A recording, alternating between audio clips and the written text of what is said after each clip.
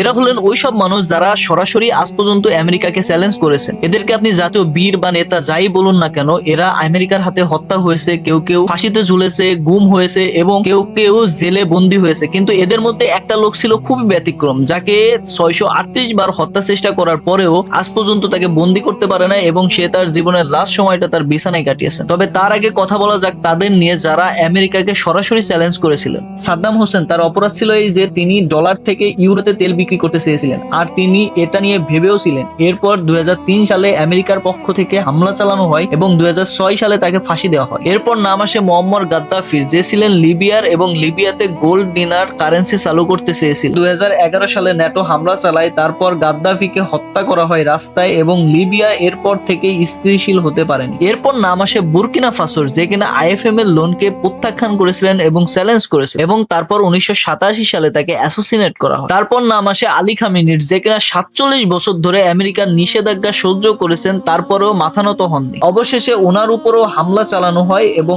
28 ফেব্রুয়ারি 2026 সালে ওনাকেও হত্যা করা হয়। এছাড়া এমন কিছু মানুষ ছিল যাদের রহস্যজনক মৃত্যুর মুখে ঠেলে দেওয়া হয়েছে।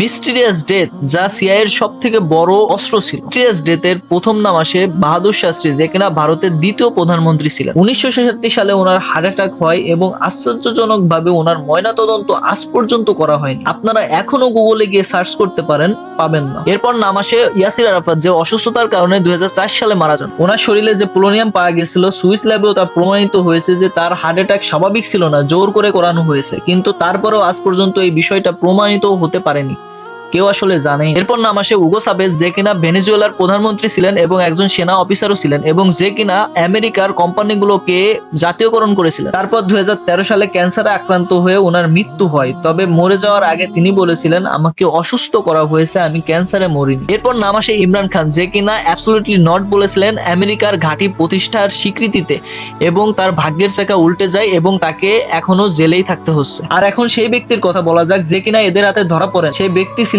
Cuba Castro. সিআইএ এই ব্যক্তির উপর 600 এর বেশি প্রাণঘাতী হামলা চালায়। ওনাকে বিষাক্ত সিগার পর্যন্ত দেওয়া হয়েছে, ওনার খাবারে বিষ মেশানো হয়েছে, ওনার ওয়াশরুমের পানির ভেতরে সিআইএ এর পক্ষ থেকে বিষ মেশানো হয়েছিল। ওনাকে হত্যা চেষ্টা করার নানা কৌশল তৈরি করা হয়েছে। এমনকি ওনার সময় 11 জন আমেরিকান প্রেসিডেন্টও এসেছেন এবং চলেও গেছেন। আর তারপর 2026 সালে 90 বছর বয়সে তার স্বাভাবিক মৃত্যু হয় নিজের বিছানার উপর। আর এই যতগুলা প্যাটার্ন দেখছেন, এগুলো তখনই হয় যখন আপনারা এদের বিরুদ্ধে কথা বলেন এবং এদের সিস্টেমের বিরুদ্ধে কথা বলেন।